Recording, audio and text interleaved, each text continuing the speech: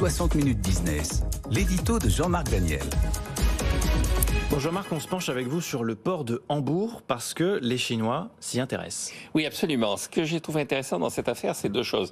La première, c'est que les Chinois, dont les moyens financiers à l'extérieur sont en train de diminuer. Je rappelle quand même que la Chine dégageait 10% de son PIB en excédent extérieur juste avant la crise de 2007-2008 et maintenant elle est juste à l'équilibre.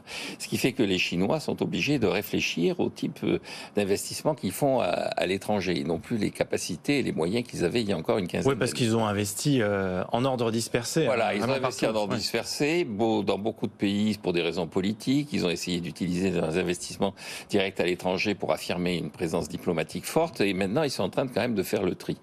Et donc, la deuxième remarque, c'est le fait qu'à partir du moment où on fait le tri, ils se tournent vers les ports.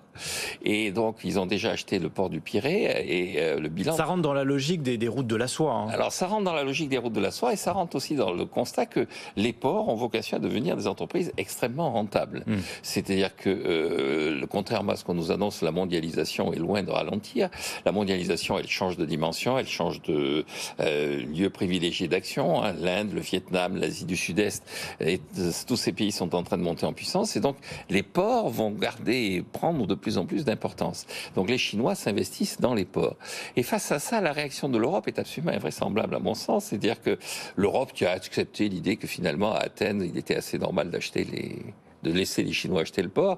Avec ceci, c'est que les Grecs sont à la fois contents du fait que le port d'Athènes fonctionne et mécontents du fait que les dockers sont obligés de travailler. C'est-à-dire que les Chinois, quand ils sont propriétaires d'une entreprise, ils exigent que les gens qui y sont passent plus de temps à travailler qu'à blablater, à faire grève, à réfléchir. On n'a pas la même vision du travail aussi du côté de l'Asie en Europe. Voilà, ils ont beau être communistes, ils ont plutôt tendance à considérer que les ouvriers ne sont pas forcément au pouvoir. Mais alors l'Union européenne, elle considère que c'est une atteinte à sa souveraineté. Et ce qui m'inquiète dans l'évolution du dossier du port d'Hambourg, c'est l'attitude de l'Union européenne qui est en train, au nom de la souveraineté, de prendre un tournant protectionniste qui est à la fois contraire à l'état d'esprit initial de l'Union européenne et qui est contraire aux intérêts de l'Union européenne. Le protectionnisme, en tout temps et en tout lieu, ça a été une punition et une sanction de la population.